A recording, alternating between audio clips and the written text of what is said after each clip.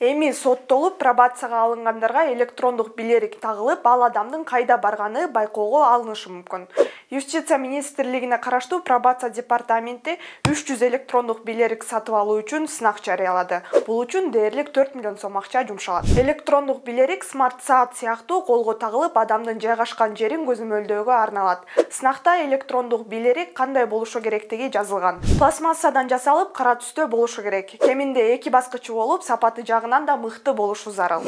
Мисалы, аны демонтаждоого өз алдынча боосун алмаштырып же жараны уруксатсыз алып сала албай тургандай болушу шарт. -20 градустан +65 градуска чейин чыдамдуу келсин деген да талап бар. Суу кирбей, чаңдан да корголуп турушу абзел. Эгер соттолгондорго билерик тагылса, убакыт көрсөтүп, кайда барып келип жатканы тууралуу бардык маалымат жазылып калат жана аны көзөмөлдөгөндөргө көрүнүп турат. Белгилеген чек арадан чыкканда сигнал берет. Электр тогу менен кубатталып, кошумча powerbank алуу каралган.